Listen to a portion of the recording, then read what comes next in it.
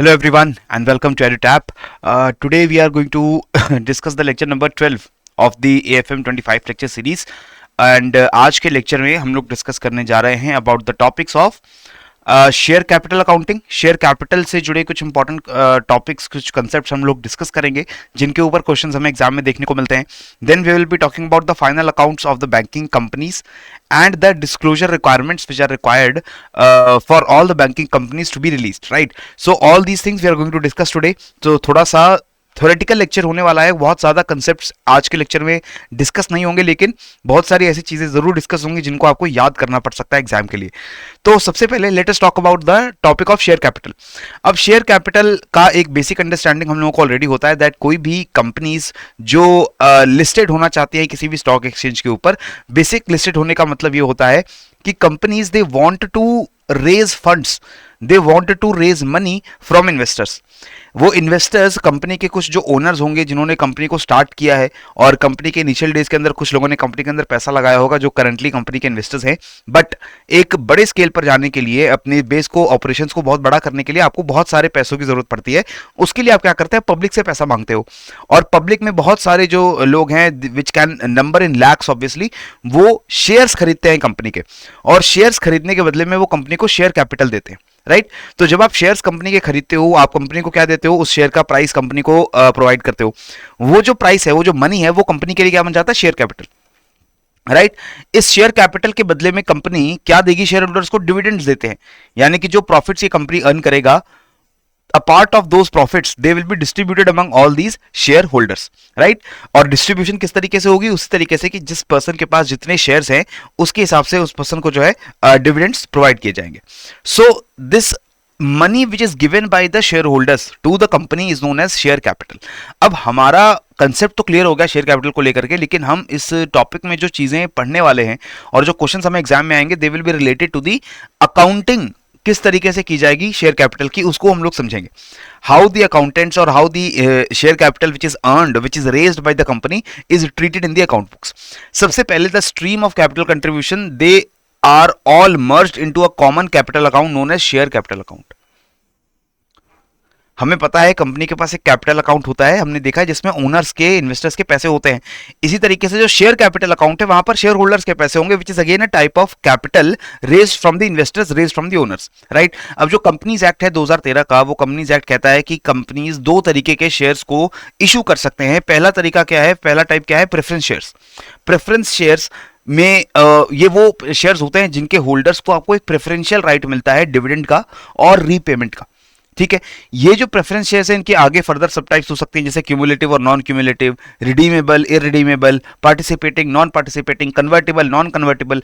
These are further sub types of preference shares. अब preference shares का simple फायदा क्या है, as compare to the equity share holders, अगर कोई किसी पर्सन के पास प्रेफरेंस शेयर्स है तो उस पर्सन को डिविडेंड्स जो डिस्ट्रीब्यूट होंगे वो गारंटीड होते हैं, गारंटीड डिविडेंड्स होंगे। हर साल कंपनी जितना भी प्रॉफिट अर्न कर रही है उसका एक पर्टिकुलर परसेंटेज जो है वो प्रेफरेंस शेयर होल्डर्स को डिस्ट्रीब्यूट जरूर किया जाएगा, तो उनको एक प्रेफरेंशियल राइट मिलता है डिविडेंड का। सॉरी।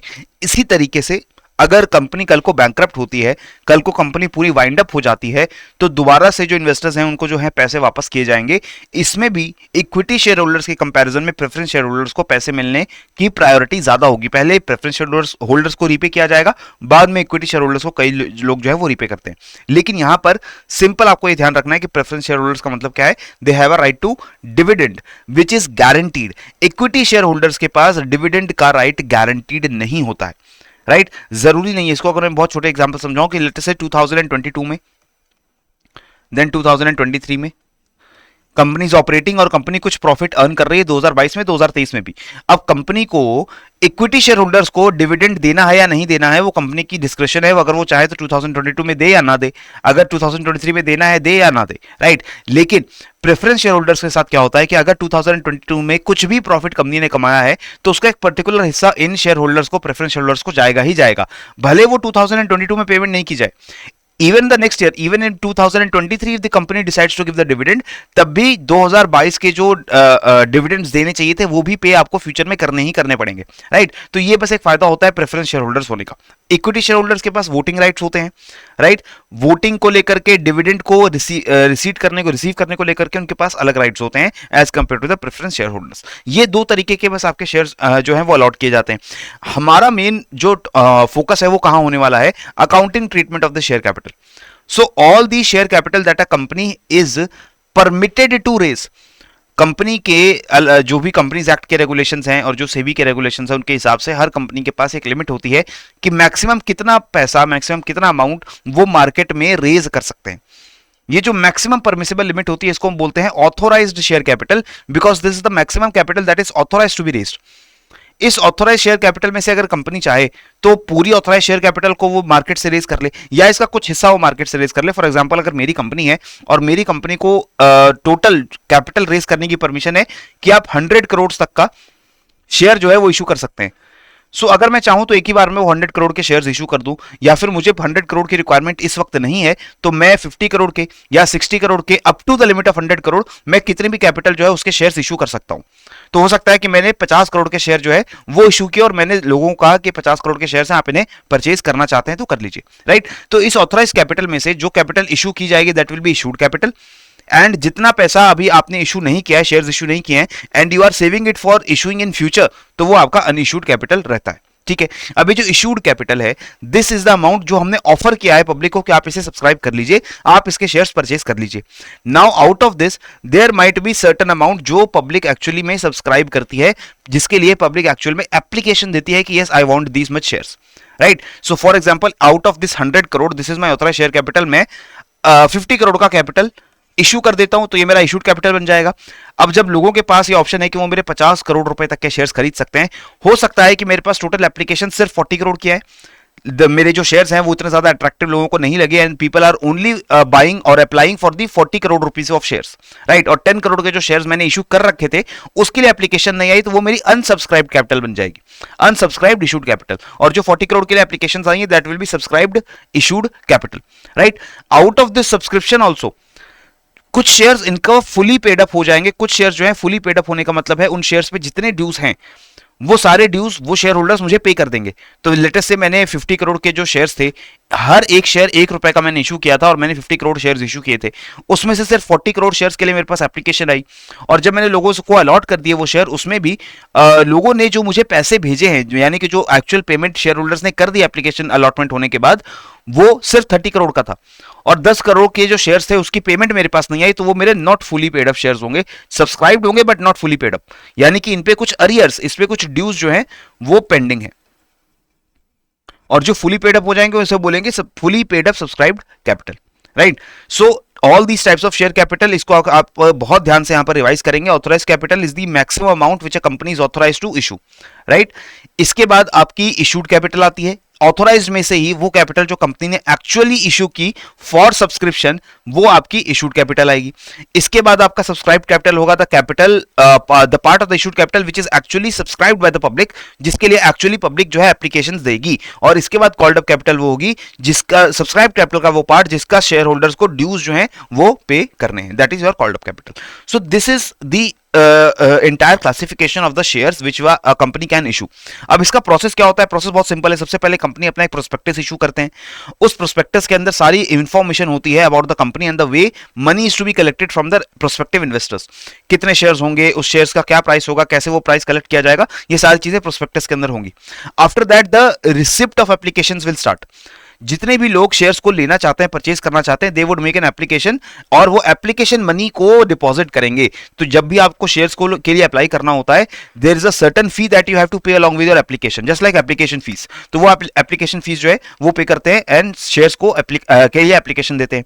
जब शेयर्स अलॉट हो जाते हैं उसके बाद आप अलॉटमेंट मनी भी देते हैं, राइट। मिनिमम सब्सक्रिप्शन की लिमिट होते हैं, जैसे सेबी के रेगुलेशंस हैं कि अगर कोई कंपनी अपना आईपीओ लेकर आती है, अपने शेयर्स को पब्लिक के पास लेकर आती है, तो एटलीस्ट मिनिमम थ्रेशोल्ड जो है वो पब्लिक को सब्सक्राइब करना ही पड़ेगा। अगर मिनिमम थ्रेशोल्ड भी पब्लिक सब्सक्राइब नहीं करती है तो वो पूरा आईपीओ जो है वो कैंसिल हो जाता है, राइट। वो फिर जो पूरा शेयर्स का इशू होता है वो पूरा ही बंद कर दिया जाता है। सो अगर मिनिमम सब्सक्रिप्शन रिसीव हो जाए तो फिर कंपनी शेयर्स को अलॉट करती है।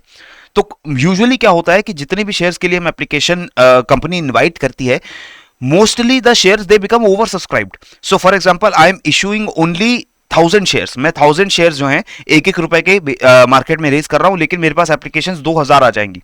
राइट तो कई बार क्या होता है कि हमें ज्यादा एप्लीकेशंस आती हैं, हमारे पास शेयर्स कम होते हैं इशू करने के लिए, तो हम प्रो रेटा बेसिस के ऊपर भी, प्रो रेटा बेसिस पे, यानी कि हम शेयर्स के प्राइसेस को और कम करके उनको सब में डिस्ट्रीब्यूट कर देते हैं, शेयर्स के नंबर बढ़ा देंगे, क्योंकि कैपिटल तो हमारे पास सेम है. कैपिटल ही अमाउंट हमारे पास सेम रहता है कि आपको 50 करोड़ रेज करने हैं.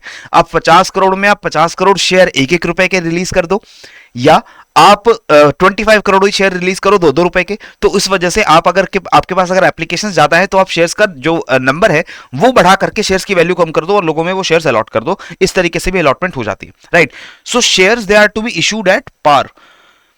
Issued at par, that means that their issue price is exactly equal to their nominal value. जो भी शेयर का इश्यू प्राइस होगा, यूजुअली वो इश्यू प्राइस के ऊपर उसकी जो नॉमिनल वैल्यू होती है शेयर की, जितनी नॉमिनल वैल्यू है उतना ही आपका उस शेयर का प्राइस रखा जाता है. When the shares of the company are issued more than the nominal value, it is known to be issued at an premium. तो यूजुअली अगर आपने कभी भी शेयर्स परचेज किया, आपने देखा होगा shares with a face value of, shares with a nominal value of. Shares की यूजुअली जो नॉमिनल वैल्यू रहती है वो 1 रुपए, 10 रुपए, 5 रुपए ऐसे रहती है, लेकिन जब वो शेयर्स इशू किए जाते हैं तो एक अच्छा खासा प्रीमियम उन शेयर्स के ऊपर आता है. वो प्रीमियम शेयर के प्राइस को बढ़ा देता है. वो 10 रुपीज से 15 रुपीज से बढ़ा करके 100 रुपीज, 1500 रुपीज कितना भी कर सकता है जो प्रीमियम है उस शेयर के ऊपर.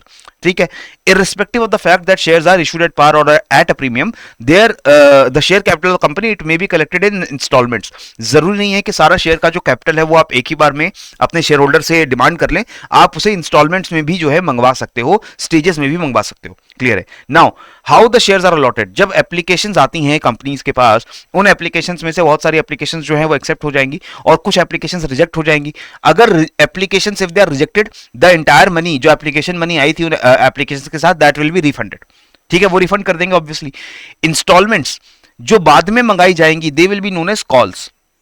इसे बोलते हैं call, call on the shares. इसका ये मतलब होता है कि let us say I am issuing shares at ₹100.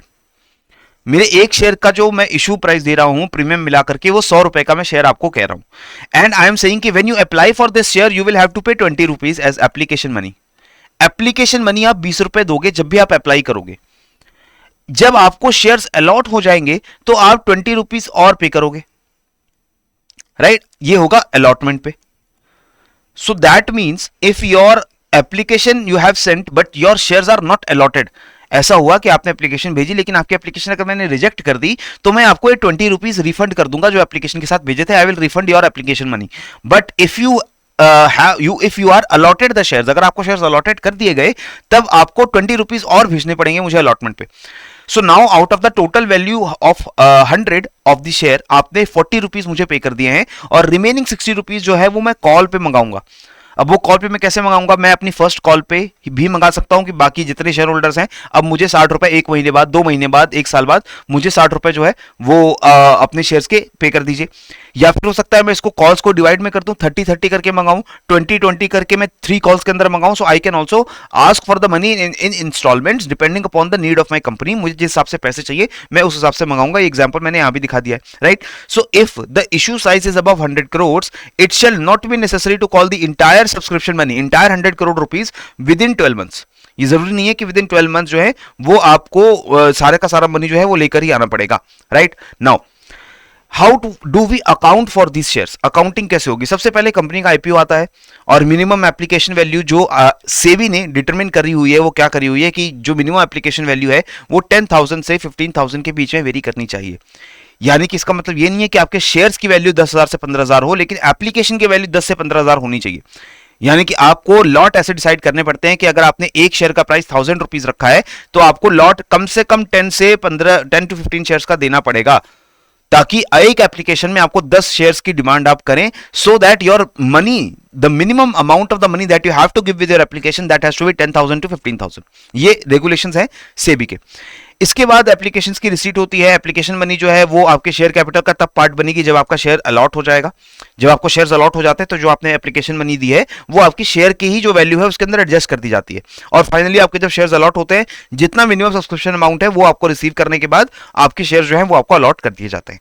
ये इसका पूरा प्रोसेस है. अब अकाउंटिंग कैसे होगी? सबसे पहले जब एप्लीकेशन रिसीव करेंगे हम, हमारे पास एप्लीकेशंस आ गई शेयर्स अलॉटमेंट के लिए, तो उसकी एंट्री सिंपल बनेगी. एप्लीकेशन के साथ क्या आएगा? Application money.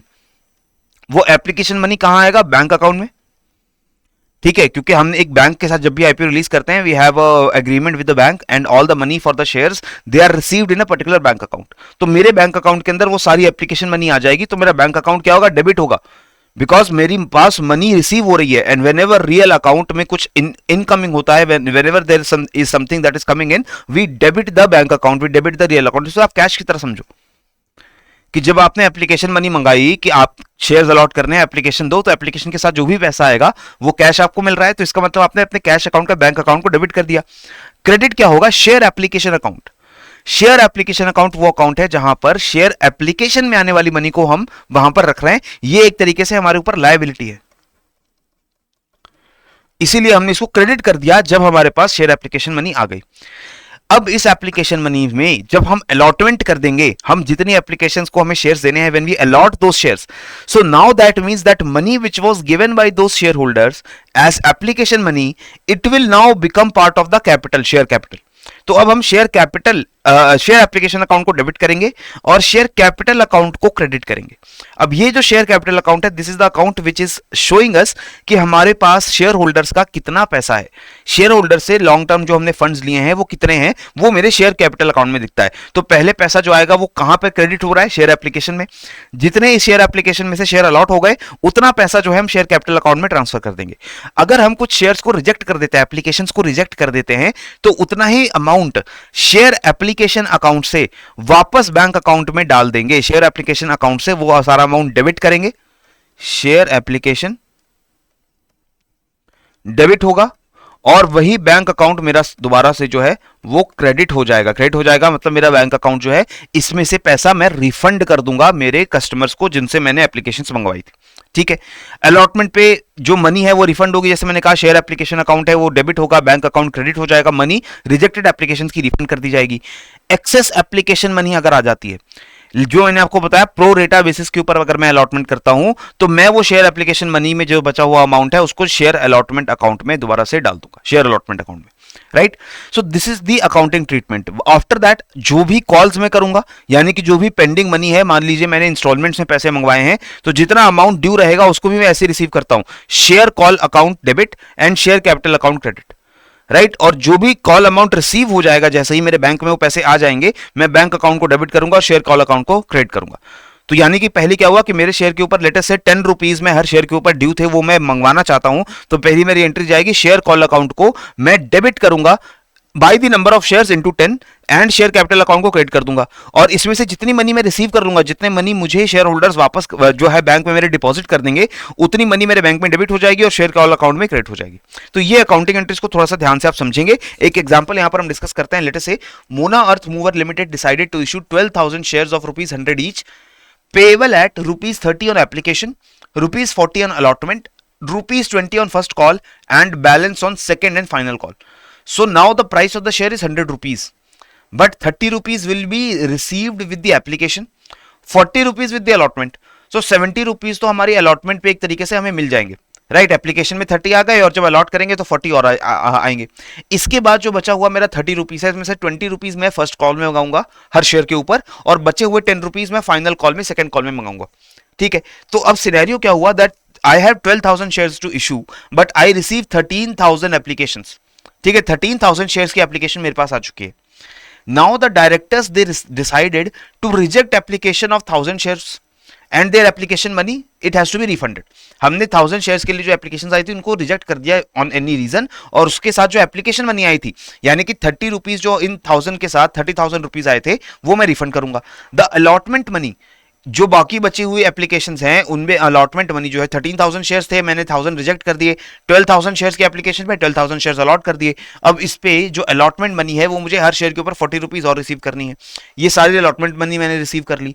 And all sums due on calls are received except on 100 shares. और बाकी कॉल के ऊपर, यानी कि फर्स्ट कॉल पे 20 रुपए और सेकंड कॉल पे जो आपको 10 रुपए देने हैं, इसमें आपको 100 शेयर्स को छोड़ करके बाकी सभी शेयर्स की ड्यू अमाउंट भी आपने रिसीव कर लिए। अब इसकी अकाउंटिंग एंट्रीज क्या बनेगी वो फटाफट से देख लेते हैं। First of all, I will receive the application for 13,000 shares. Right, मैं 13,000 शेयर्स की जब एप्लीकेशन आएगी तो मेरे बैंक अकाउंट में कितना पैसा आएगा? 3,90,000 rupees. Because for I have to receive 30 rupees with every application, and I received application for 13,000 shares. So that means 13,000 is into rupees 30, that is 3,90,000 rupees are debited in my bank account, and share capital account में 3,90,000 वो credit हो जाएंगे। इसके बाद मैंने यहां से 12,000 applications को एक्सेप्ट कर लिया और 1,000 एप्लीकेशंस जो है उनको रिजेक्ट कर दिया। तो जो मेरी शेयर एप्लीकेशन अकाउंट में एप्लीकेशंस एक्सेप्ट हो गई हैं of 12,000 rupees, every share with rupees 30, वो सारी मेरी 3,60,000 रुपीज मेरा शेयर कैपिटल अकाउंट में ट्रांसफर कर दिया मैंने। यानी कि जो मैंने 12,000 एप्लीकेशंस एक्सेप्ट की हैं उसका पैसा शेयर एप्लीकेशन अकाउंट से डेबिट करके शेयर कैपिटल अकाउंट में पहुंचा दिया। ये तो मेरे पास 3,60,000 की शेयर कैपिटल आ गई। इसके बाद मैं रिफंड भी करना है मुझे, तो मैं रिफंड कैसे कर रहा हूं? शेयर एप्लीकेशन अकाउंट से वो जो 30,000 rupees I had to refund, I will credit back to my bank account. that amount will be credited from my bank account, that will be refunded, right? वो लोगों को मैंने रिफंड कर दिया। इसके बाद जो शेयर अलॉटमेंट अकाउंट है उसमें 4,80,000 रुपीज अलॉटमेंट होने पर आने हैं। ये जो 12,000 शेयर थे इसमें 40-40 रुपए हम रिसीव करेंगे, तो 4,80,000 रुपीज शेयर अलॉटमेंट अकाउंट में डेबिट होंगे और शेयर कैपिटल अकाउंट में क्रेडिट हो जाएंगे 4,80,000 रुपीज। अब ये मनी शेयर होल्डर से जब मेरे बैंक अकाउंट में आएगी, क्योंकि जब मैंने अलॉटमेंट की, मैं शेयर होल्डर्स को बताऊंगा कि आपको अलॉटमेंट हो गई है, अलॉटमेंट हो गई है, 40 रुपए और दे दो। अभी जब वो सभी शेयर होल्डर्स 40 रुपीज मुझे पे कर देंगे तो मेरे बैंक में 4,80,000 रुपीज आ जाएंगे और मैं क्रेडिट कर दूंगा शेयर अलॉटमेंट अकाउंट में। तो ये प्रोसेस आपको समझ आ रहा है ना? जब एप्लीकेशन मनी आती है तो क्या अकाउंट क्रेडिट होता है? दी शेयर एप्लीकेशन अकाउंट। जब उस शेयर एप्लीकेशन अकाउंट में से जितने शेयर्स अलॉट, जितनी एप्लीकेशंस एक्सेप्ट होंगी, जितने शेयर अलॉट हो जाएंगे, उतनी मनी हम शेयर एप्लीकेशन अकाउंट से शेयर कैपिटल अकाउंट में ट्रांसफर करेंगे, शेयर कैपिटल अकाउंट में क्रेडिट करेंगे। शेयर कैपिटल अकाउंट में ही जब अलॉटमेंट हो चुकी है तो अलॉटमेंट मनी जो रिसीव होगी वो भी हम कहां क्रेडिट करेंगे? शेयर कैपिटल अकाउंट में। और वो मनी आएगी कहां? बैंक अकाउंट में डेबिट होगी और शेयर अलॉटमेंट अकाउंट में क्रेडिट होगी। ठीक है, तो ये पूरा प्रोसेस एंट्रीज को ध्यान से देख करके समझिएगा। With any doubt if you have, please ask in the comment section, right? After this पहला कॉल मुझे मंगवाना है। पहले कॉल पे I have to demand 20 rupees from people. So 12,000 rupees पे जब मैं 12,000 शेयर्स पे 20 रुपीज मंगा रहा हूं, 2,40,000 के अमाउंट को I am debiting in share first call, and share capital account में 2,40,000 मैंने और अलॉट कर दिए। नाउ मुझे पता है कि ये मनी मुझे रिसीव करनी है बैंक में, लेकिन 100 शेयर्स का मनी मेरे पास नहीं आएगा। अगर जो भी ड्यूज पे नहीं किए जाते हैं तो वहां पर आप देखोगे 2,40,000 की जगह सिर्फ 2,38,000 they are debiting into my bank account and they are being credited to the share first call. तो आप यहां पर समझ रहे हो, शेयर फर्स्ट कॉल अकाउंट में यहां क्रेडिट हो रहा है कितना? 2,38,000। बट इनिशियली हमने शेयर फर्स्ट कॉल में डेबिट कितना किया था? 2,40,000। तो इसका मतलब है share first call I have debited with 2,40,000 here, and जब मेरे पास मनी 2,38,000 की सिर्फ आएगी, मैं इस अकाउंट को 2,38,000 से क्रेडिट करूंगा। तो मेरे पास शेयर फर्स्ट कॉल में एक डेबिट बैलेंस बचा रह जाएगा कितना? 2,000 का। ये 2,000 का जो debit balance share first call में बचा है, this will tell me that I have some pending dues. मुझे फर्स्ट कॉल में 2,000 रुपीज की ड्यूज पेंडिंग है जो मुझे अभी भी रिसीव करवाने हैं शेयर होल्डर से। अगर शेयर होल्डर्स मुझे टाइम लिमिट के अंदर वो ड्यूज नहीं पे करेंगे तो मैं उनके शेयर्स को क्या कर दूंगा? फोरफिट मान लूंगा, यानी कि उनकी जो शेयर्स हैं वो रिजेक्ट कर दिए जाएंगे, कैंसिल हो जाएंगे, राइट? तो शेयर जब सेकंड कॉल की मैंने, सेकंड कॉल पे मुझे 10 रुपए मंगाने हैं हर 12,000 शेयर पे, तो मुझे 1,20,000 rupees I have to ask for. इसलिए मैं शेयर सेकंड कॉल अकाउंट को डेबिट करूंगा और शेयर कैपिटल अकाउंट को 1,20,000 से क्रेडिट कर दूंगा। इसके बाद बैंक अकाउंट में सिर्फ मेरे पास 1,19,000 आते हैं, क्योंकि मेरे पास 100 शेयर्स के 10 रुपीज रिसीव नहीं हुए। सो ये 1,19,000 रिसीव हुए हैं, बैंक में डेबिट होंगे, और शेयर सेकंड फाइनल कॉल में भी 1,19,000 क्रेडिट होंगे। Again share second final call will have a debit balance of 1,000 rupees. So share first call has a debit balance of 2,000 share second call है debit balance of 1000, तो इसका मतलब मेरे पास total 3000 rupees जो है, 3000 के जो शेयर्स के जो प्राइस है वो मेरे पास अभी भी ड्यू है, जिसकी मनी मुझे रिसीव नहीं हुई है। ठीक है, सो इस तरीके से अकाउंटिंग एंट्रीज बनती हैं, and these dues these are known as calls in arrears. When any shareholders fails to pay the amount due on allotment or any of the calls, this amount is known as call in arrear or unpaid call. Right अब ये जो call in arrear है, मैंने आपको दिखाया कि share first call में, share second call में, whenever there is some due, तो उसका एक डेबिट बैलेंस बच जाएगा शेयर फर्स्ट कॉल में, शेयर सेकंड कॉल में। ये जो डेबिट बैलेंस बच रहा है, इसको हम कॉल्स इन अरियर्स अकाउंट के अंदर ट्रांसफर कर देते हैं। कैसे ट्रांसफर होता है? किसी का डेबिट बैलेंस किसी दूसरे अकाउंट में ट्रांसफर करना है तो हम सिंपल होता है ना, अगर आपको अकाउंट ए है, एक अकाउंट बी है, account A has a debit balance of 1000 rupees, you want to transfer this balance of account A into account B, तो आप उसको कैसे ट्रांसफर करोगे? आप अकाउंट बी को डेबिट कर दो और अकाउंट ए को क्रेडिट कर दो विद 1000 रुपीज। सिमिलर ना, तो ए अकाउंट में एक डेबिट बैलेंस था 1000 रुपए का, हमने क्रेडिट भी कर दिया 1000 से, तो वो डेबिट बैलेंस की जितना क्रेडिट हो गया बराबर हो गया, ए अकाउंट बैलेंस आउट हो गया, और वो बैलेंस कहां चला गया? बी अकाउंट में डेबिट बैलेंस 1000 रुपीज चला गया। तो मैंने वो क्या किया, share first and second call का जो ड्यू अमाउंट डेबिट बैलेंस बच रहा था, मैंने वही अमाउंट डेबिट कर दिया कॉल्स इन अरियर में और इन अकाउंट्स को क्रेडिट कर दिया, और मेरे कॉल्स इन अरियर में वो सारे ड्यू अमाउंट्स जो थे वो ट्रांसफर हो गए। Right, so these calls in arrears they represent the debit balance of all the call accounts, चाहे वो अलॉटमेंट पे ड्यू रह गया हो, चाहे वो आपके फर्स्ट कॉल पे, सेकंड कॉल पे, थर्ड कॉल पे, फाइनल कॉल पे, जब भी वो ड्यू रह गया है।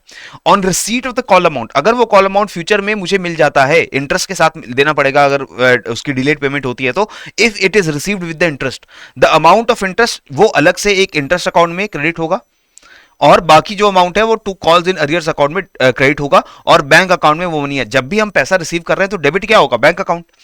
पैसा रिसीव किया तो बैंक अकाउंट डेबिट होगा, चाहे एप्लीकेशन मनी आए तो भी बैंक अकाउंट डेबिट होगा, शेयर एप्लीकेशन अकाउंट क्रेडिट होगा। जब अलॉटमेंट मनी आए तो भी बैंक अकाउंट डेबिट होगा और शेयर अलॉटमेंट अकाउंट वो क्रेडिट होगा। जब कॉल्स इन अरियर्स का भी मनी आ जाएगा तो बैंक अकाउंट डेबिट होगा और कॉल्स इन अरियर्स अकाउंट जो है वो क्रेडिट हो जाएगा। ठीक है, now calls in advance can also be made. A company can also accept the uncalled money from the shareholders and it will record it into the call in advance account. So अगर bank account में कोई extra money share पहले ही पैसे दे रहे हैं आपको, तो वो बैंक अकाउंट में आप डेबिट कर लो और एक अकाउंट ओपन करो कॉल्स इन एडवांस अकाउंट, इसे क्रेडिट कर लो, और ये कॉल्स इन एडवांस अकाउंट में जितना अमाउंट होगा इसको फाइनली जब आपकी कॉल आएगी उस कॉल में आप उसको ट्रांसफर कर देंगे, इस अकाउंट को डेबिट कर देंगे और आपका शेयर कैपिटल अकाउंट जो इसे क्रेडिट कर दोगे। क्लियर हो गया? इस तरीके से आपके कॉल्स इन एडवांस जो है वहां भी आपको calls in advance and calls in arrears, ये दोनों तरीके के भी अकाउंट जो है वो आप ओपन करते हैं। Now whenever the call is made, the call in advance account is adjusted, जो कॉल इन एडवांस अकाउंट है वो डेबिट करेंगे और जो कॉल अकाउंट था उसको क्रेडिट कर देंगे, जैसे मैंने आपको बताया। अब ये जो सारे अकाउंटिंग ट्रीटमेंट हैं ये सारे नॉर्मल शेयर्स के लिए तो हमने समझ लिए हैं। अब जो शेयर्स प्रीमियम पे इशू किए जाते हैं, and mostly nowadays most of the shares they are issued at a premium, तो जब कोई स्ट्रॉन्ग कंपनी अपने शेयर्स को इशू करेगी तो वो उसके नॉमिनल वैल्यू से ज्यादा अमाउंट के ऊपर इसको इशू करते हैं, और जो डिफरेंस होता है between the price of the share and the nominal value of the share, that difference is known as the premium. So this a separate account is now created which is known as the securities or premium account और share premium account। और ये जो share premium account है इसे हम कैसे लिखेंगे? जब भी हमारे पास एप्लीकेशन आएगी तो हम शेयर एप्लीकेशन अकाउंट को डेबिट करेंगे जितनी शेयर्स की नॉमिनल वैल्यू है। So for example her share की नॉमिनल वैल्यू है ₹1, बट मैंने मार्केट में उसे 10 रुपए पे इशू किया है। नॉमिनल वैल्यू इज ₹1, इशू मैंने किया है 10 रुपए पे, यानी कि प्रीमियम इज ऑफ ₹9। एग्जाम्पल के तौर पे मैं आपको बता रहा हूं। तो जब मैं एप्लीकेशन इनवाइट करता हूं और मेरे पास 1000 शेयर्स की एप्लीकेशन आती हैं, तो मेरे शेयर्स की वैल्यू है ₹1 और 1000 शेयर्स की मनी आई तो ₹1000 मेरे शेयर कैपिटल अकाउंट में जाएंगे, और बाकी ₹9 जो मुझे हर 1000 शेयर पे मिल रहे हैं यानी कि ₹9000 they will go into the share premium reserve account. So application money में जितना पैसा आ रहा है वो आपके शेयर और सिक्योरिटी प्रीमियम अकाउंट में जाएगा। जितना प्रीमियम आप चार्ज कर रहे हो हर शेयर के ऊपर वो एक अलग अकाउंट में जाता है जिसको हम बोलते हैं शेयर प्रीमियम रिजर्व अकाउंट, और सिंपल शेयर प्रीमियम अकाउंट भी आप उसको बोल सकते हो। नाउ प्रीमियम शेयर्स और premium amount it can only be used for a certain purposes. ये जितना प्रीमियम अकाउंट में पैसा होगा शेयर प्रीमियम रिजर्व, ये कहां यूज हो सकता है? It can be used to issue fully paid up bonus shares, it can be used to write off preliminary expenses, जो शेयर इशू करने में आपको खर्चे हुए हैं उसको राइट ऑफ करने में यूज हो सकता है, to pay premium on the redemptions of preference shares, to write off the expenses of और कमीशन पेड और discount allowed on any securities, और to buy back the shares. This amount can be only use for that particular purpose. ये purposes यहां पर ध्यान से बस याद रखिएगा, इसके ऊपर आपको बहुत फैक्चुअल क्वेश्चन आ सकते हैं कि प्रीमियम अकाउंट या प्रीमियम अमाउंट में जो भी पैसा आपके पास है वो किन पर्पसेस के लिए कंपनी यूज कर सकती है। So these are the 5 purposes, right. Now shares can issued at premium and shares can also be issued at a discount, यानी कि उसकी नॉमिनल वैल्यू से ज्यादा वैल्यू पे भी हम उसको पब्लिक को दे सकते हैं, क्योंकि अगर हमें पता है कि पब्लिक उसके लिए हमारे शेयर्स के लिए ज्यादा पैसा देने को तैयार है, हम चाहें तो डिस्काउंट पे भी अपने शेयर्स को इशू कर सकते हैं। So there are instances when a share of a company can be issued at a discount, that is the amount less than the actual nominal value of the share. General rule अगर है तो company में सेबी जो है वो companies को allow नहीं करता कि आप शेयर्स को डिस्काउंट के ऊपर पब्लिक के लिए रिलीज कर दीजिए। कुछ पर्टिकुलर केसेस के अंदर ही कंपनीज को परमिशन होती है शेयर्स को डिस्काउंट पे इशू करने की। अगर कोई कंपनी इस डायरेक्शन को नहीं मानती और इशू करती है शेयर्स को डिस्काउंट के ऊपर, so the company can be imposed with a penalty. This penalty will be equal to amount of ₹5 lakh, और जितना अमाउंट उन्होंने शेयर्स को रिलीज करके रेज किया है वो सारा अमाउंट जो भी कम होगा, या तो 5 लाख रुपए, या फिर अगर 5 लाख रुपए से भी कम अमाउंट आपने शेयर से रेज किया है तो उतना अमाउंट आपको पेनल्टी के तौर पे देना पड़ेगा, right? And the company would also be liable to refund all the money received in the as the share capital. जितना शेयर होल्डर से आपने मनी रिसीव किया है डिस्काउंट पे इशू करके, वो सारा पैसा भी उनको वापस करना पड़ेगा 12% इंटरेस्ट के साथ। क्लियर? तो ये चीज जो है इसका मतलब है कि कुछ पर्टिकुलर केसेस के अंदर ही शेयर्स को डिस्काउंट पे इशू कर सकते हैं, और वो पर्टिकुलर केसेस क्या होते हैं? पहला होता है sweat equity share. Sweat equity share का मतलब है कि कंपनीज अपने इंप्लॉइज को या डायरेक्टर्स को शेयर्स एक डिस्काउंट के ऊपर देती है, उनको सस्ते में अपने शेयर्स प्रोवाइड कर देती है, right. As per the section 54 of the companies act, a company may issue sweat equity shares of a class और a class of shares already issued to any of their employees, any of their directors if particular conditions are met. Particular conditions क्या है कि company ने एक special resolution pass किया है कि हम स्वेट इक्विटी शेयर्स जो है अपने एम्प्लॉइज को या डायरेक्टर्स को जिनको भी देना चाहते हैं, the resolution specifies the number of shares, the current market price consideration and the class of directors or employees to whom such equity shares are to be issued. ये सारी चीजें रेजोल्यूशन में पता हो कि किसको शेयर्स दिए जा रहे हैं, कितने अमाउंट के शेयर्स दिए जा रहे हैं, उनका एक्चुअल मार्केट प्राइस क्या है और कितने प्राइस में उनको शेयर्स दिए जाएंगे डिस्काउंट के बाद। These shares they are issued in accordance with the SEBI regulations. So basically यहां स्वेट इक्विटी का मतलब क्या है कि अगर मैं एक कंपनी में काम करता हूं, मैं कंपनी को कुछ वैल्यूएबल सर्विसेज दे रहा हूं, तो कंपनी मुझे या तो सैलरी देगी, सैलरी के साथ कंपनी मुझे ये भी कहती है कि आप मेरे कंपनी की, ये कंपनी के शेयर्स जो हैं वो सस्ते में आप पे शेयर्स रख लीजिए, और ऑब्वियसली अगर आप कंपनी के लिए अच्छा काम करेंगे तो शेयर्स का प्राइस बढ़ेगा, तो आपकी भी जो वैल्यू है वो वैल्यू बढ़ने वाली है। And this equity, the sweat equity, this is nowadays mostly used in the small startups, the new upcoming companies, जिनके पास ऑलरेडी सैलरी की एक्सपेंडिचर करने के लिए बहुत ज्यादा उनके पास लीवे नहीं होता है, तो इस वजह से वो स्टॉक जो है वो अपने डायरेक्टर्स को, एम्प्लॉइज को वो स्टॉक देते हैं कि आपकी हमारी कंपनी की कल को वैल्यू बढ़ती है तो आपका स्टॉक की वैल्यू बढ़ेगी, राइट। तो एक तरीके से वो कॉम्पनसेशन है। इसी तरीके से एक दूसरा तरीका होता है employ stock option scheme, employ stock option plan या स्टॉक ऑप्शन स्कीम। यहां भी company may offer options to it employees and directors to subscribe the shares of the company at a pre determined price और a lower price as compare to the actual market price. यहां पर बस इतना ध्यान है कि ये जो स्टॉक ऑप्शन प्लान है ये एक ऑप्शन होता है एम्प्लॉयज के पास। अगर एम्प्लॉयज चाहें तो उनको ये ऑप्शन दिया जाता है कि वो कम दाम के ऊपर कंपनी के शेयर्स को सब्सक्राइब कर सकते हैं, खरीद सकते हैं। स्वेट इक्विटी और ईएसओपी में सिंपल डिफरेंस इतना क्या है कि स्वेट इक्विटी में there is no option. Sweat equity में कंपनसेशन ही आपको ऐसे दी जा रही है, तो आपको बोला ही जा रहा है कि आपकी सैलरी इतनी होगी, सैलरी लेकिन हम आपको कम देंगे, जितनी मार्केट में सैलरी मिलती है उससे कम मिलेगी आपको, लेकिन आपको एक पर्टिकुलर अमाउंट जो है वो कैप आप हमारे शेयर्स के रूप में मिलेगा, शेयर्स आपको दिए जाएंगे, ठीक है। और अगर आपको सिर्फ ऑप्शन है कि आपकी सैलरी इतनी रहेगी और आपके पास ऑप्शन है अगर आप चाहें शेयर खरीद लें या ना खरीदें, तो उसको हम बोलते हैं ESOP, right.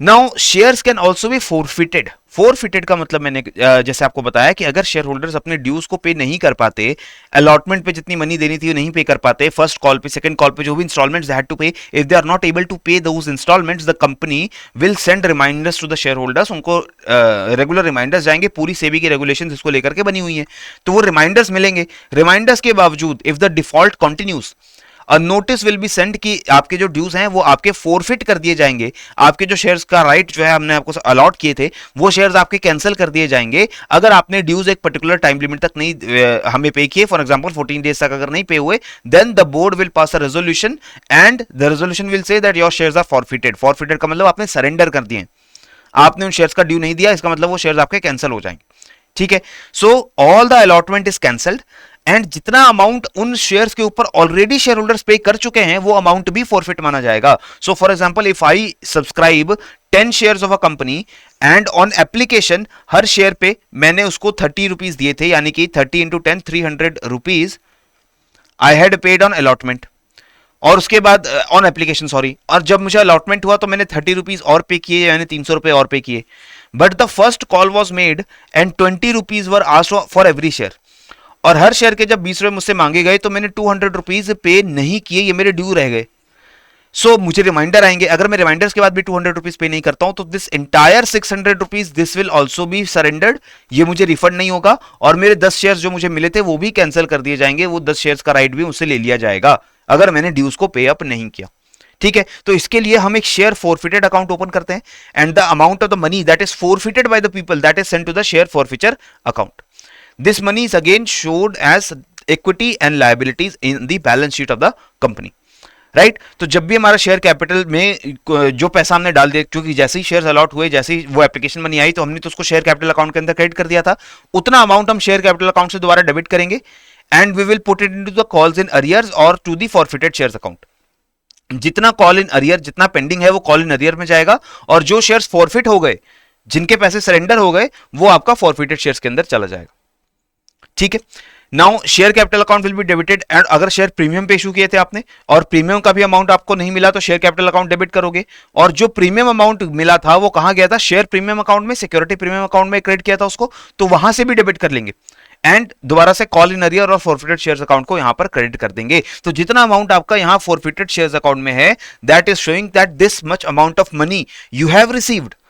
Calls in arrear तो दिखाता है कि ये मनी आपने रिसीव नहीं की है, calls in arrear will show that you have not received this money, but forfeited shares account will show that you have received this money is with you, but now there is no obligation। इसके जो shares थे वो shares cancel हो चुके हैं, ये पैसा आपके पास अब फॉरफिटेड शेयर्स का बचा हुआ है। अब आपको जो फॉरफिटेड शेयर्स है वो री इशू करने पड़ते हैं। जो कंपनी है वो जितने शेयर्स उनको फॉरफिट हो गए, सरेंडर हो गए, वो सारे शेयर्स वो री इशू कर सकते हैं, और ये जो री इशूड शेयर्स हैं वो दोबारा से ओरिजिनल वैल्यू पे री इशू किए जाते हैं, या फिर हम डिस्काउंट पे या तो प्रीमियम कैसे भी उनको इशू कर सकते हैं, डिस्काउंट पे भी शेयर्स को री इशू कर सकते हैं। ध्यान रखिए, हमने कहा कि shares they can not be issued at a discount generally. मैंने आपको बताया ना, स्वेट इक्विटी को, ईएसओपी को छोड़ करके से भी कंपनीज को डिस्काउंट पे शेयर्स पब्लिक को देने पे अलाउ नहीं करता। लेकिन एक स्पेसिफिक केस और है जहां पर शेयर डिस्काउंट पे दिए जा सकते हैं, वो कब, जब शेयर्स को री इशू किया जा रहा है। That means those shares are being issued again which were surrendered, which were forfeited by the shareholders. So these shares can be reissued जो forfeit हो गए थे at a price which is lower than the amount in arrears। यानी कि जितना amount arrears में बचा हुआ है उससे कम अमाउंट पे हम उसको इशू नहीं कर सकते। जैसे मैंने आपको अभी एग्जांपल दिया था, लेटेस्ट से कि मैंने 10 शेयर्स मेरे पास आए थे, उन 10 शेयर्स का 200 रुपए मैंने अभी पे नहीं किया, 200 रुपए पे नहीं किया, यानी कि हर शेयर के ऊपर 20 rupees I have not paid. So for these shares if they are reissued, अगर ये 10 शेयर मेरे फॉरफिट हो गए और दोबारा कंपनी ने री इशू किए, तो कंपनी अब यहां पर इन शेयर्स का प्राइस जो है वो 20 रुपए से कम नहीं रख सकती, क्योंकि 20 रुपए हर शेयर के ऊपर अभी भी पेंडिंग है। अब अगर आप शेयर्स का प्राइस 20 रुपए से कम रखेंगे, इसका मतलब है कि आपने कुछ अमाउंट जो है शेयर कैपिटल का वो आप फोरगो कर रहे हो, वो कंपनी नहीं करेगी, वो कम से कम 20 रुपए पे तो उसको इशू कर सकती है, कम से कम 20 रुपए इशू कर सकती है, या 20 रुपए से ज्यादा पे इशू कर सकती है। क्लियर हो गया? Now when the shares are reissued, example देखिए, when a company forfeits 200 shares of ₹10 each on which ₹600 had been received.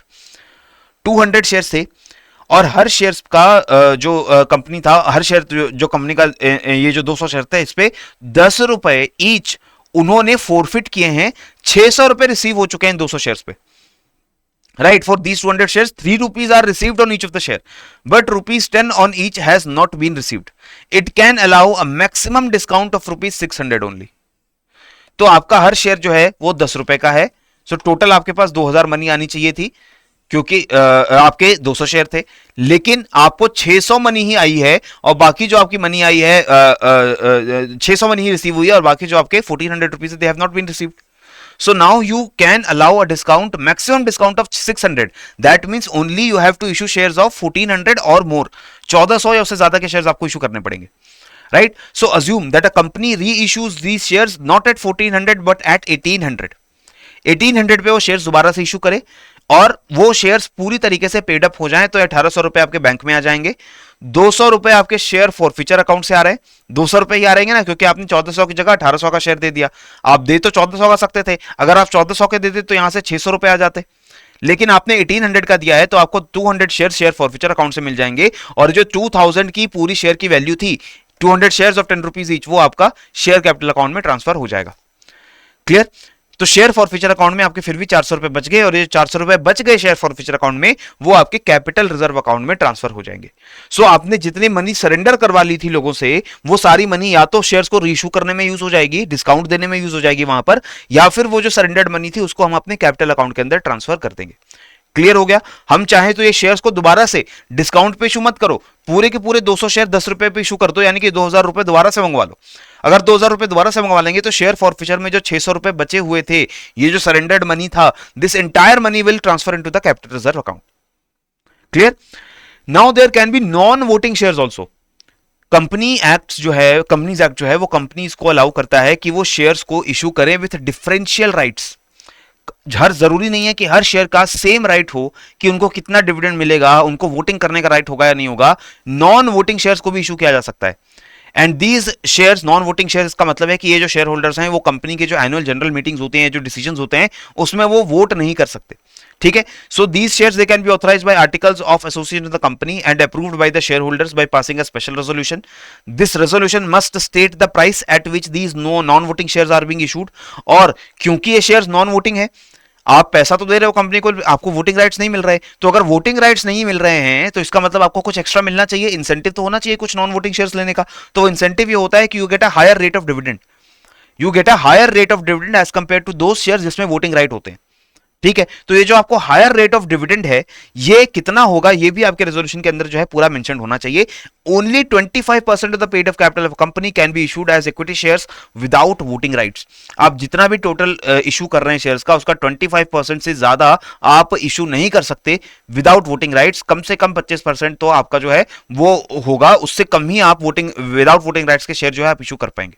Both public companies and private companies, they are limited by shares and they can issue these non voting shares, but not more than the 25% of the total release value, total issuing value. Right?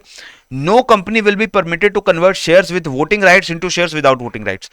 हम without voting rights के shares को voting rights वाले shares में convert कर सकते हैं, लेकिन voting rights वाले shares को non voting rights में convert नहीं कर सकते. Clear है? इसके बाद अब हम बात कर लेते हैं बैंक्स के अकाउंटिंग सिस्टम्स की. यहां पर basically we have to first of all understand what basically is a banking company. अब banking company is any company which carries on the business of banking, और ये बिजनेस ऑफ बैंकिंग जो है वो आपके बैंकिंग रेगुलेशन एक्ट के अंदर पूरी तरीके से स्पेसिफाइड है.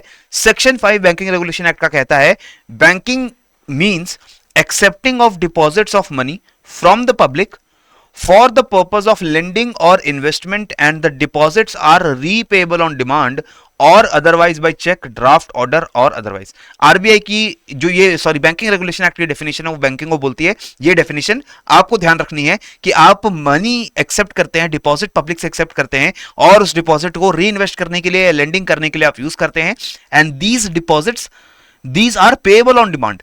जब भी ये डिपॉजिट्स आपसे मांगे जाएं, आपको ये डिपॉजिट जो है वो वापस कस्टमर्स को पे बैक करने पड़ेंगे. ठीक है? And now these banking companies become companies when these services, these companies they are registered under the companies act also, तो हम उनको बैंकिंग कंपनीज बोलेंगे. ठीक है? इसमें आपके नेशनलाइज्ड बैंक्स आते हैं, state bank of India, foreign banks जो इंडिया में ब्रांचेस ऑपरेट कर रहे हैं, कोऑपरेटिव बैंक हैं, रीजनल रूरल बैंक हैं, ये सारे हमारे जो पेमेंट बैंक्स हैं सब हमारी बैंकिंग कंपनीज में आ जाएगा अगर ये हमारी कंपनीज एक्ट के अंदर रजिस्टर हो जाते हैं तो. ठीक है? Now what is the requirement for these banking companies as per the banking regulation act. Section 29 of the act says कि आपको balance sheet profit loss account banking companies को भी बनाना होता है, और किस तरीके से बनाना होता है इसकी जो सारी प्रोविजंस हैं वो भी आपके बैंकिंग रेगुलेशन एक्ट के अंदर दी गई हैं। इसके अलावा शेड्यूल 3 जो है बैंकिंग रेगुलेशन एक्ट का, वो पूरा फॉर्मेट देता है कि किस तरीके से आपका जो बैलेंस शीट होगा, इनकम स्टेटमेंट होगा, वो किस तरीके से प्रिपेयर किया जाएगा। आरबीआई ने भी गाइडलाइंस दे रखी हैं, और उन गाइडलाइंस में form A for balance sheet and form B for profit and loss account, ये आपको फॉर्मेट पूरा आरबीआई ने प्रिस्क्राइब कर रखा है। सो जो बैंकिंग कंपनीज अपनी फाइनल स्टेटमेंट्स को रिलीज करते हैं वो इन form A and form B के प्रो रेटा बेसिस के ऊपर करते हैं। The government has also notified that accounts of the banking company shall be closed on 31 March every year. 31 March जब हमारा फाइनेंशियल ईयर ओवर होता है तभी हमारे बैंकिंग कंपनीज के भी जो अकाउंट्स हैं वो क्लोज कर दिए जाते हैं। लेकिन in practice the banks can also close books on 30 September for internal purposes. Internal purposes के लिए बैंक्स 30 सितंबर को भी यूज करते हैं। इनिशियली बहुत अर्ली डेज में बैंक्स जो है उनका फाइनेंशियल ईयर 30 सितंबर को ही ओवर होता था, तो अगर बैंक्स इंटरनली चाहें तो they can do this, but your final statements they have to be made keeping in mind कि अकाउंटिंग ईयर 31 मार्च को ओवर हो रहा है। अब रिक्वायरमेंट्स क्या है इसमें देखिए, सेक्शन 29 बीआरए का क्या कहता है, इसको ध्यान से आप समझ लेना, पूरी पूरी थ्योरी है, इसके ऊपर आपको बहुत ही confusing multi statement type questions आ सकते हैं। जैसे section 29 of the banking regulation act says that final statements, the final accounts of the banking companies, they should be signed by the manager और principal officer of the banking company and at least 3 directors जो कि board of directors के members होंगे। These provisions are also applicable to the regional rural banks, the private banks and as well as the small finance banks and payment banks. Right. Audit भी होगा companies की final statements का। Section 30 में audit की पूरी बात की गई है कि अकाउंट जो है बैंकिंग कंपनीज के वो पूरे ऑडिट होने चाहिए बाय ड्यूली क्वालिफाइड ऑडिटर, जो हमने स्टैट्यूटरी ऑडिट की बात भी की थी जब हमने ऑडिट की डिस्कशन की थी। और ये जो स्टैट्यूटरी ऑडिटर्स हैं हमने देखा था कि वो आरबीआई के द्वारा बनाए गए एक पैनल से चूज किए जाते हैं, राइट। और ये जो ऑडिटर है इसको अपॉइंट करना है, इसको इसकी अपॉइंटमेंट को खत्म करना है, रिमूव करना है, हर केस में आरबीआई का अप्रूवल जो है बैंकिंग कंपनी को चाहिए होता है, ठीक है। नेक्स्ट रिक्वायरमेंट्स और क्या है, सबमिशन ऑफ अकाउंट्स, जो फाइनल स्टेटमेंट्स है कंपनी की, 3 copies of these financial statements they are prepared together with auditors report and they must be submitted to the RBI within 3 months from the end of the accounting period. यानी accounting period जब आपने सारी statements बनाई, इनकी 3 copies जो हैं वो आप बनाएंगे और ऑडिटर्स रिपोर्ट के साथ तीनों कॉपीज आरबीआई को आप सबमिट करेंगे with in 3 months. Section 32 says that a banking company is required to furnish 3 copies of its annual accounts and auditors report to the registrar of companies as well at the same time when it is giving these copies to the RBI. यानी RBI को भी अपनी final statements देनी है और registrar of companies को भी अपनी फाइनल स्टेटमेंट्स आपको सबमिट करनी होती हैं, सभी बैंकिंग कंपनीज को, right. These accounts should also be published in a newspaper, right? So rule 15 says that accounts and auditors report, it should also be published in a newspaper circulating in a place where a banking company has the principal office within 6 months from the end of the period to which they are relating। यानी कि जिस साल में आप accounting अपनी statement जिस साल की रिलीज कर रहे हो वो अकाउंटिंग स्टेटमेंट्स आपको एक न्यूज़पेपर में भी पब्लिश करनी होती हैं 6 महीने के अंदर। यानी 31 मार्च को जब आपका ओवर हुआ आपका अकाउंटिंग पीरियड, आप रिलीज करेंगे स्टेटमेंट्स को 6 महीने के अंदर अंदर आपको उसको न्यूज़पेपर में भी पब्लिश करवाना पड़ेगा, right. Now what is the pro forma. सबसे पहले अगर बैलेंस शीट की बात करें तो हमने देखा फॉर्म ए आरबीआई ने बताया है, और ये फॉर्म ए के हिसाब से a banking company is required to prepare these financial statements. इसमें आपका कंपनीज एक्ट का शेड्यूल 3 जिसका परफॉर्मा हमने लास्ट लेक्चर्स के अंदर डिस्कस किया था कि क्या फॉर्मेट रहता है, वर्टिकल फॉर्मेट होता है बैलेंस शीट का, उसके हिसाब से भी अपनी फाइनेंशियल स्टेटमेंट्स को बनाएंगे। एंड बीआरए की यानी बैंकिंग रेगुलेशन एक्ट की रिक्वायरमेंट्स को पूरा करने के लिए फॉर्म ए और फॉर्म बी के हिसाब से भी अपनी बैलेंस शीट को और पीएनएल अकाउंट को बनाएंगे। तो हमने देखा था कि कंपनीज एक्ट के अंदर बैलेंस शीट के लिए और प्रॉफिट एंड लॉस अकाउंट के लिए एक सेपरेट परफॉर्मा दिया गया है, उस हिसाब से भी बैंकिंग कंपनीज अपनी स्टेटमेंट बनाती हैं। और form A and form B जो परफॉर्मा आपको आरबीआई ने दिया है बीआरए के रेगुलेशंस के अंडर उसके हिसाब से भी आप अपनी स्टेटमेंट्स को बनाएंगे। So this is the performa as per the form A, that is the balance sheet format, जहां पर आपका सब ऊपर टॉप पे कैपिटल एंड लायबिलिटीज आएगा और नीचे आपके एसेट्स आते हैं, ठीक है। और आपकी कंपैरेटिव इंफॉर्मेशन होती है करंट ईयर की भी और लास्ट ईयर की भी, प्रीवियस ईयर में भी क्या स्टेटस था और करंट ईयर में भी क्या स्टेटस है वो चीज आप लिखते हैं। एक चीज जो यहां पर आपको ध्यान रखनी है वो ये ध्यान रखना है स्केड्यूल।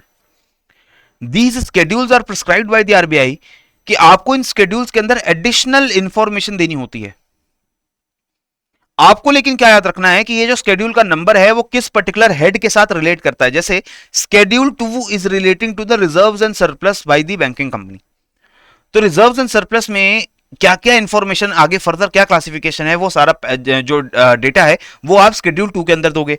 स्केड्यूल 6 में क्या बताओगे कि आरबीआई के पास कितना कैश और बैलेंस है आपका बैंक का, वो आप आरबीआई के पास आपने कितना डिपॉजिट करके रखा हुआ है वो आप स्केड्यूल 6 में बताते हो। तो ये सारी जो चीजें हैं स्केड्यूल 1 टू 12, 1 से लेके 12 तक स्केड्यूल्स आपको बैलेंस शीट के साथ रिलीज करने होते हैं। स्केड्यूल्स का मतलब है एडिशनल डॉक्यूमेंट्स। हमने देखा था ना कि जो फाइनल अकाउंट्स होते हैं उसमें एक नोट्स टू अकाउंट्स करके एडिशनल डॉक्यूमेंट दिए जाते हैं। उसी नोट्स और अकाउंट्स की तरह ही आप बैंकिंग कंपनीज को स्केड्यूल्स भी रिलीज करने होते हैं अपनी फाइनल स्टेटमेंट्स के साथ। इसमें जो पहले 12 स्केड्यूल्स है 1 to 12, these are relating to the items under the balance sheet of the banking company. फिर अगर मैं प्रॉफिट लॉस अकाउंट की बात करूं तो इसका जो परफॉर्मा है वो फॉर्म बी के हिसाब से है, और यहां भी 13 से लेकर के 1 to 12 were the schedules for the balance sheet items, and 13, 14, 15 and 16 these are and 17 these are items or schedules relating to the items in the profit and loss account. Number 13 schedule is with interest earned by the bank. Number 14 schedule is with the other incomes earned by the bank. Number 15 schedule with the interest paid by the bank to their customers. Number 16 to operating expenses done by the bank, and schedule number 17 the consolidated net profit for the year before deducting minority interest। ये आपका schedule 17 में ये सारी information रहती है। तो basically schedule 1 to 12 वो आपके बैलेंस शीट में एसेट्स और लायबिलिटी से जुड़ी इंफॉर्मेशन को रखते हैं, और schedule 13 to 17 जो है वो आपका इनकम स्टेटमेंट यानी कि इनकम और एक्सपेंडिचर उससे जुड़ी हुई इंफॉर्मेशन आपको देते हैं। ठीक है, अब ये सारी इंफॉर्मेशन पब्लिक को इसलिए भी दी जाती है क्योंकि आपको पता है कि बैंक्स की फाइनेंशियल इंफॉर्मेशन वो और ज्यादा सेंसिटिव है और ज्यादा इंपॉर्टेंट होता है रेगुलेटर्स के लिए भी, स्टेक होल्डर्स के लिए भी और कस्टमर्स के लिए भी। ठीक है, now again in addition to these final accounts there are certain more disclosures which have to be made by the bank, जिसमें आरबीआई ने कुछ डायरेक्शन दिए। जैसे आरबीआई ने बोला है कि अकाउंटिंग स्टैंडर्ड 1 के हिसाब से अकाउंटिंग पॉलिसीज कौन सी फॉलो की जा रही हैं पब्लिक अपनी बैलेंस शीट को और प्रॉफिट लॉस अकाउंट को बनाने में, वो अकाउंटिंग पॉलिसीज भी आपको डिस्क्लोज करनी पड़ेंगी। आपको जो 16 के 16 स्केड्यूल देने हैं, इन स्केड्यूल्स के एडिशन में आपको नोट्स टू अकाउंट्स भी देने पड़ेंगे जैसे बाकी कंपनीज देती हैं, and summary of significant accounting policies and notes to accounts, they are to be shown as schedule 17 and 18 respectively to maintain uniformity। तो पहले हमने 16 स्केड्यूल देखे बैलेंस शीट से जुड़े हुए, पहले 12 schedules, 13 to 16 schedules in the income statement, and schedule 17 and 18 वो आपका अकाउंटिंग पॉलिसीज और नोट्स टू अकाउंट उसको वहां पर इंफॉर्मेशन को रखेंगे। ठीक है, ये सारी डायरेक्शंस जो है वो आरबीआई की हैं और ये बैंकिंग कंपनीज अलग से फॉलो करती हैं। इसमें से भी banks they should disclose the accounting policies regarding key areas of operations at one place. Schedule 17 में वो सारी इंफॉर्मेशन होगी कि कौन सी अकाउंटिंग पॉलिसीज हम फॉलो कर रहे हैं और कौन सी नहीं फॉलो कर रहे हैं। इसमें जैसे बेसिस ऑफ अकाउंटिंग क्या है, एक्रूअल बेसिस है, कैश बेसिस है, फॉरेन एक्सचेंज की ट्रांजैक्शंस में हमने कौन से प्रिंसिपल्स फॉलो किए हैं, इन्वेस्टमेंट को इवैल्यूएट करने के लिए हमने कौन से प्रिंसिपल फॉलो किए हैं, एम्प्लॉय बेनिफिट्स को कैसे कैटेगराइज किया है, ये सारी इंफॉर्मेशन जो अकाउंट्स को समझने के लिए आपको जरूरी है वो आपको शेड्यूल 17 के अंदर मिल जाएगी। ठीक है, इसके साथ साथ नोट्स इन अकाउंट्स यानी आपके 18th शेड्यूल के अंदर ये इंफॉर्मेशन आपको डिस्क्लोज करनी होती है आपकी कैपिटल के बारे में, इन्वेस्टमेंट्स के बारे में। अब आपको क्या ये याद करना है? I will not say that you need to remember all these 27 items, but still if you have time, please go through these ones। एक बार इनको रीड जरूर कर लीजिएगा, पीडीएफ आपको डाउनलोड करने के लिए मिल जाएगी। अगर आपको क्वेश्चंस आएंगे तो बहुत ही ऐसे फैक्चुअल क्वेश्चन दिख जाते हैं आधे नंबर के, 1 नंबर के, कि which of the following are the points of information which have to be disclosed in the notes to accounts by the banking companies। तो वहां पर आपको ऑप्शन दिख जाएगा disclosure of penalties imposed by RBI, sector wise NPA, sector wise non performing assets, off balance sheet SPVs. तो ये सारी चीजें जो है वो आपको एक बार इन 27 आइटम्स को पढ़ लीजिएगा कि अगर आपके एग्जाम में अगर पूछ ली जाए तो आप वहां पर से गेस वर्क में भी कर सकें। ठीक है, इसके बाद एसेट क्लासिफिकेशन की भी पूरी गाइडलाइंस जो है वो दी गई हैं। एसेट क्लासिफिकेशन का मतलब है बैंक्स के एसेट्स मोस्टली क्या होते हैं, जो लोन्स और एडवांसेस बैंक्स ने दिए हैं लोगों को। So these loans given by the banks, these are assets for the banks, जिसके ऊपर बैंक को इंटरेस्ट इनकम रिसीव होती है। अब ऑब्वियसली इनमें से सारे लोन्स वर्किंग नहीं होते हैं, कुछ लोन जो हैं वो इंटरेस्ट इनकम नहीं दे पा रहे हैं, वो लोन सर्विस नहीं हो पा रहे हैं, तो इसलिए हम एसेट्स को क्लासिफाई करते हैं देखने के लिए कि बैंक्स की ये जो पोजीशन है फाइनेंशियल वो कितनी अच्छी है। तो यहां पर हमने इसकी भी पूरी क्राइटेरिया दिया हुआ है। एनी लोन और advance given by the bank which is giving income of on continuous basis, it is known as a performing asset. यानी कि एक ऐसा लोन जो बैंक ने दिया है और उसके ऊपर उसको बराबर इंटरेस्ट मिल रहा है, there is no delay in the payments, then it is known as the performing asset. A asset or a loan on which there is no interest payment for 90 days, 90 दिन या 3 महीने कह लीजिए, अगर आपको इंटरेस्ट नहीं मिलता है किसी लोन के ऊपर तो हम उसको नॉन परफॉर्मिंग एसेट कहते हैं। A term loan is treated as an NPA if the interest and or installment remains overdue for more than 90 days, while a cash credit overdraft account is treated as NPA if the outstanding amount remains over and above sanction limits for more than 90 days। तो यानी कि अगर आपने किसी को loan दिया हुआ है, टर्म लोन दिया है, तो अगर उसका इंटरेस्ट पेमेंट नहीं हो रहा है, इंस्टॉलमेंट नहीं रिसीव हो रही है 90 डेज से ज्यादा के लिए, तो वो एनपीए बन जाएगा। अगर आपने ओवरड्राफ्ट दिया हुआ है, आपने कैश क्रेडिट का ही ओवरड्राफ्ट दिया हुआ है और लोगों ने कैश विड्रॉ करके उसको सैंक्शन लिमिट से ओवरड्राफ्ट ज्यादा ले रखा है, सैंक्शन लिमिट से ज्यादा अपना विथड्रॉल कर रखा है 90 डेज से ज्यादा के लिए, तो अगेन उसको एनपीए माना जाएगा। ठीक है। द बिल परचेज्ड और discounted is treated as NPA if the bill remains overdue and unpaid for 90 days. हमारे पास कोई बैंक के पास कोई बिल था जिसको हमने डिस्काउंट किया था, हमने देखा है बिल ऑफ एक्सचेंज को बैंक डिस्काउंट कर देते हैं और पेमेंट कर देते हैं बिल की, और बिल को ड्यू डेट के ऊपर रिसीव करने के लिए जाते हैं। लेकिन अगर बैंक को वो जो बिल ऑफ एक्सचेंज है उसकी पेमेंट ना मिले एंड 90 डेज के लिए वो बिल जो है वो ओवरड्यू रहे, तो उसको भी एनपीए मान लेंगे। In other cases, it is treated as NPA if there is either no credit to the account or the credit is less than the debit to the account। अगर किसी भी अकाउंट के अंदर जो कोई क्रेडिट नहीं हो रहा है या उसका क्रेडिट जो है कम है, डेबिट ज्यादा है, for 90 days preceding the date of the balance check, तो उसको हम अगेन जो है एनपीए मानेंगे। तो एनपीए का सिंपल ये लिमिट आप याद रखिएगा कि 90 डेज तक अगर आपका एसेट सर्विस नहीं होता है तो वो आपका एनपीए बन जाता है। ठीक है। इसके अलावा इनकम रिकॉग्निशन की भी पूरी गाइडलाइंस है। Income from the performing assets, the loans which are giving you the interest is recognised on accrual basis and interest income from non performing assets is recognised on cash basis. इसका यह मतलब है कि जो loans के ऊपर आपको regular EMIs receive हो रही हैं, तो उसमें जो इनकम को हम एक्रूअल के बेसिस पे जज कर लेंगे। जिस दिन ईएमआई ड्यू है हम उसी दिन रिकॉर्ड करते हैं कि आज हमारी इनकम रिसीव हो गई। लेकिन जो एनपीएस बन चुके हैं, जिनके ऊपर इनकम नहीं मिल रही है हमें रेगुलरली, वहां पर हम कैश बेसिस पे इनकम रिकॉर्ड करते हैं। हम तभी इनकम रिकॉर्ड करेंगे जब हमें एक्चुअल पेमेंट हो जाएगी, क्योंकि ये एनपीएस के ऊपर हमें पेमेंट आनी 90 डेज के लिए बंद हो गई थी, 3 महीने से नहीं आ रही थी। तो अब जब पेमेंट एक्चुअल में हम रिसीव करेंगे तभी हम वो इनकम रिकॉर्ड करेंगे। अदरवाइज हमने हमेशा देखा है कि इनकम कब रिकॉर्ड होती है, जब ईएमआई की डेट हो गई इनकम को रिकॉर्ड कर लेगा बैंक, लेकिन बैंक ऐसा नहीं कर सकता अगर आपका एनपीए बन चुका है। ठीक है। If in case interest on NPA is already recognized in the books on accrual basis, the same should be adjusted by making provision for income recorded but not received। अगर आपने ऑलरेडी किसी NPA की income को due date पे record कर लिया था कि इनकम आ चुकी है लेकिन वो इनकम नहीं आई, तो आपको उसके बाद में एडजस्ट भी करना पड़ेगा। अब यहां पर हमने एडिशनल रिक्वायरमेंट्स दे रखी हैं हमारे स्टैंडर्ड्स की, जैसे कि एसेट कुछ होते हैं स्टैंडर्ड, ये वो परफॉर्मिंग एसेट होते हैं जिसमें से आपको रेगुलर इनकम आ रही है और नॉर्मल डिफॉल्ट का रिस्क है, कोई बहुत ज्यादा रिस्क नहीं है। तो ऐसे एसेट्स का जितना उस लोन की वैल्यू है उसका 0.25% या 1% जो है हम अपनी प्रोविजन में बचा के रखते हैं एज अ सिक्योरिटी। इसी तरीके से वो एसेट्स जो एनपीए बन चुके हैं, यानी कि 90 डेज के लिए उस पर कोई इनकम रिसीव नहीं हुई है एंड एनपीए बनने के बाद वो 12 महीने तक और एनपीए बने रहे, कोई इनकम उनके ऊपर रिसीव नहीं हुई, सो ऐसे एसेट्स को हम बोलते हैं सब standard asset. And in assets का जितना टोटल वैल्यू है उसका 15% हमें प्रोविजन के तौर पे रखना पड़ता है। फिर आते हैं डाउटफुल एसेट, जो सब स्टैंडर्ड बनने के बाद 12 महीने तक और सब स्टैंडर्ड बने रहे, 1 साल तक और इनकम रिसीव नहीं होगी, तो वो आपके डाउटफुल एसेट बन जाएंगे। Right. And these doubtful assets का जो भी अनसिक्योर्ड पोर्शन है वो 100% उसका प्रोविजन आपको रखना पड़ेगा, और जितना सिक्योर्ड पोर्शन है उसका आपको अगर 1 साल तक उसकी पेमेंट नहीं हुई तो 25% तक रखेंगे, 1 साल से 3 साल तक उसकी कोई पेमेंट नहीं हुई तो 40% रखेंगे। अगर 3 साल से ज्यादा टाइम के लिए वो डाउटफुल एसेट है तो पूरा 100% जो अनसिक्योर्ड पोर्शन है उसको, सिक्योर्ड पोर्शन है उसको भी हम एज अ प्रोविजन रखेंगे।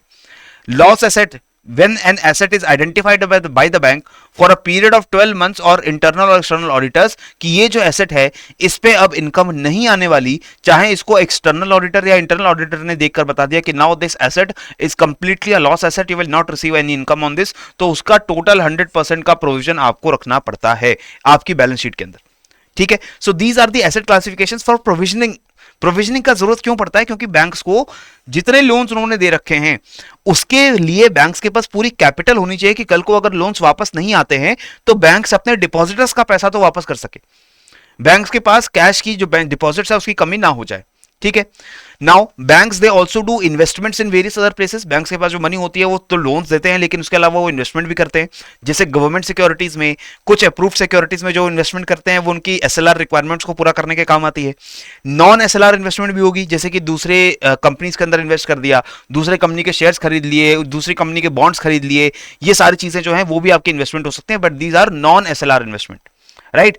सो अर्लियर ओल्डर क्लासिफिकेशन क्या थी कि जितनी एसएलआर इन्वेस्टमेंट थी, they were bifurcated into current and permanent, and minimum ratio prescribed was 75-25 for current and permanent investment. ठीक है। Current SLR securities and entire of non SLR securities, उनको हम market value के ऊपर जो है राइट डाउन करते थे, लेकिन न्यू गाइडलाइंस क्या करती है कि जितनी भी बैंक की इन्वेस्टमेंट है उनको तीन कैटेगरीज में डिवाइड करते हैं। तीन कैटेगरीज ही आपके लिए आज के समय इंपॉर्टेंट है।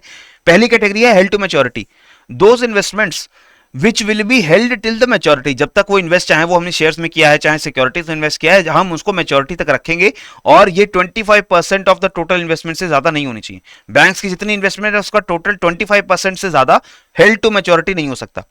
कुछ इन्वेस्टमेंट सेल के लिए अवेलेबल होती हैं और कुछ इन्वेस्टमेंट को हमने ट्रेडिंग के लिए होल्ड किया है। इन्वेस्टमेंट जिनको हम 90 दिन के अंदर सेल कर देंगे, वो इन्वेस्टमेंट्स, वो बॉन्ड्स, वो शेयर्स, वो securities which we will share within 90 days, उनको हम बोलते हैं हेल्ड फॉर ट्रेडिंग। और कुछ ऐसी इन्वेस्टमेंट्स हैं जो हम मैच्योरिटी तक नहीं रखेंगे, but they are available for sale, but it is not essential कि वो 90 डेज के अंदर ही सेल हो जाए, उसको हम इन्वेस्टमेंट अवेलेबल फॉर सेल बोलते हैं, right? So the profit and loss, whatever you earn on these investment, it is to be transferred into the profit and loss account. वहां पर आप अदर इनकम्स में सारी इनकम को दिखाएंगे और इस प्रॉफिट को फाइनली आप कैपिटल रिजर्व अकाउंट के अंदर ट्रांसफर कर दोगे। जो शेयर्स आपने हेल्ड टू मैच्योरिटी तक रखे हैं, जो इन्वेस्टमेंट आपकी मैच्योरिटी तक रहेगी, उसको आप मार्केट प्राइस पे नहीं उसका वैल्यू लिखते, वो उसकी मैच्योरिटी वैल्यू पे ही आप लेकर के चलते हो, राइट। लेकिन बाकी जो भी अवेलेबल फॉर सेल या हेल्ड फॉर ट्रेडिंग जो भी इन्वेस्टमेंट है, उसकी जो करंट मार्केट वैल्यू चल रही है उसी के ऊपर आप उसको अपनी बैलेंस शीट के अंदर रिकॉर्ड करोगे। In addition to these, the banks, they are also required to disclose certain other things under the Basel regulations. Basel 3 की जो रेगुलेशंस हैं, जो इंटरनेशनल रेगुलेशंस हैं, बैंकिंग सेक्टर को और ज्यादा प्रूडेंट बनाने के लिए, और ज्यादा उनको रिस्क फ्री बनाने के लिए, यहां पर उन्होंने 3 पिलर्स बताए हैं डिस्क्लोजर्स के। ये 3 पिलर्स याद रखना my dear friends, pillar 1, 2 and 3। Pillar 1 वो मिनिमम रिक्वायरमेंट्स बताता है जो मार्केट रिस्क के ऊपर, मार्केट सिचुएशन के बेसिस पे डिटरमिन की जाती है कि बैंक्स को मिनिमम कितना कैपिटल अपना बना करके रखना है। ये मिनिमम कैपिटल बैंक ने मेंटेन किया है या नहीं किया है, ये सारी इंफॉर्मेशन भी वो बैंक को अपनी फाइनल स्टेटमेंट्स के अंदर देनी होती है। इसके अलावा firm wide governance and risk management, पूरे फर्म, पूरे बैंक के अंदर गवर्नेंस के और रिस्क मैनेजमेंट की क्या पॉलिसी चल रही है, किस तरीके से वो काम हो रहा है, वो पिलर 2 के अंदर आप डिस्क्लोज करते हो। पिलर 3 में you disclose the banks to make enhanced disclosures, कि जो भी मार्केट स्टेबिलिटी को इंप्रूव करने के लिए what ever is the new information the banks think कि पब्लिक के अंदर रिलीज की जानी चाहिए, वो पिलर 3 के अंदर डिस्क्लोज की जाती है। और बैंक्स को इंकरेज किया जाता है कि वॉलंटरली आप ज्यादा से ज्यादा इंफॉर्मेशन पब्लिक को बताएं, इससे पब्लिक का कॉन्फिडेंस भी बैंक के अंदर बढ़ेगा और बैंक की रेपुटेशन बढ़ने के साथ बैंक के अंदर जो डिपॉजिट्स आते हैं, बैंक के अंदर जो कंपनीज, जो लोग अपने पैसे डिपॉजिट करते हैं, उसका अमाउंट भी बढ़ेगा। क्लियर है? Now all the banks listed on stock exchanges, जो लिस्टेड बैंक्स हैं, चाहे वो प्राइवेट हों चाहे वो पब्लिक हों, उनको सेबी की रेगुलेशंस भी फॉलो करनी होती हैं, right? So in respect of securities issued and traded on foreign bourses, if any, the issuer bank has also to comply with the applicable regulations of the jurisdiction. कि अगर हमने बैंक्स ने US के market की securities में invest कर रखा है, यूरोप के मार्केट की सिक्योरिटीज में इन्वेस्ट कर रखा है, तो वहां के भी रेगुलेटर्स के रूल्स को मानना पड़ेगा बैंक्स को।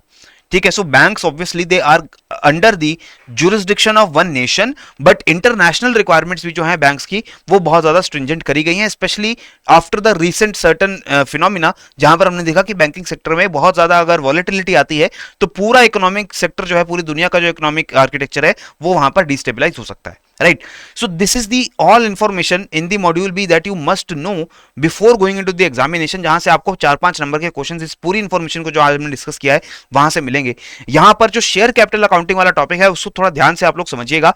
We will also revise these topics on the coming Sunday, जहां पर हम देखेंगे कि कैसे ये सारे जो शेयर कैपिटल अकाउंटिंग की क्वेश्चंस आपको एग्जाम में आने वाले हैं, एमसीक्यू जो आने वाले हैं, वो किस तरीके के आपको देखने को मिलेंगे, right? So that's it that we had to discuss in this video. पढ़ते रहो, बढ़ते रहो। जय हिंद एंड जय भारत।